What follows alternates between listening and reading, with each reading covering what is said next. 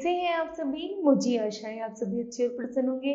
चलिए आज हम पढ़ते हैं पाठ 14 मिल गया धन पानी में। करते हैं इस पाठ की शुरुआत। एक गांव में रामू नाम का एक ग्वाला रहता था। वह रोज शहर में दूध बेचने जाता था। एक दिन उसके मन में लालच आया। उसने सोचा कि क्यों ना दूध में पानी मिलाया जाए और दुगना पैसा कमाया जाए। रास्ते में उसे एक नदी पड़ती थी। उसने दूध के बराबर पानी लेकर दूध में मिला दिया।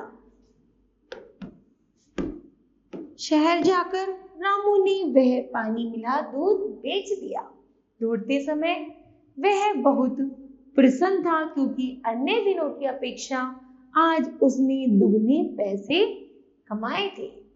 जब वह दोबारा उसी नदी के पास पहुंचा तो उसने सोचा आज बहुत थक गया हूं, क्यों ना तनिक आराम कर लिया जाए। नदी के किनारे ही एक नीम का पेड़ था। रामू उसके नीचे लेट गया। लेटते ही उसे नींद आ गई।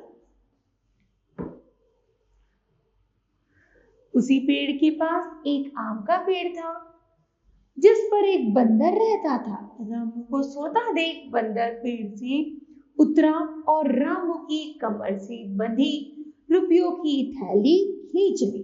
थैली खींचते ही रामू की आंखें खुल गईं। रामू ने बंदर के हाथ में रुपयों की थैली देखी तो उसके पीछे भागा, पर बंदर झट से पेड़ पर चढ़ गया।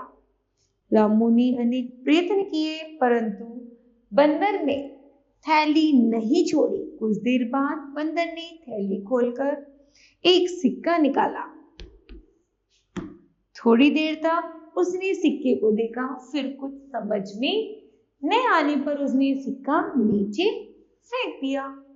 वह सिक्का नदी में जाकर गिरा। बंदर ने एक अन्य सिक्का निकाला और फिर नीचे फेंक दिया। इस बार सिक्का जमीन पर गिरा। इस तरह बंदर एक एक करके सिक्के नीचे फेंकता रहा। उसमें से कुछ सिक्के जमीन पर और कुछ नदी में जा गिरे।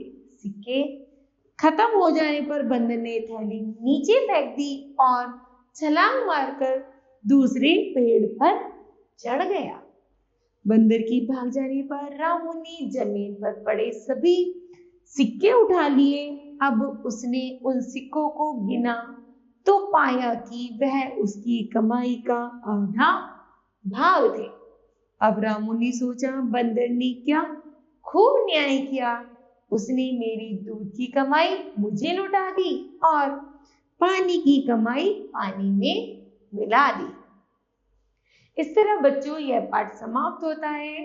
तो बताओ आपको इस कहानी से क्या शिक्षा मिलती है? हमें शिक्षा मिलती है कि हमें हमेशा ईमानदार बने रहना चाहिए, अर्थात किसी को धोखा नहीं देना चाहिए। ठीक है, तो मुझे आशा है बच्चों यह पाठ आपको समझ आया होगा। धन्यवाद।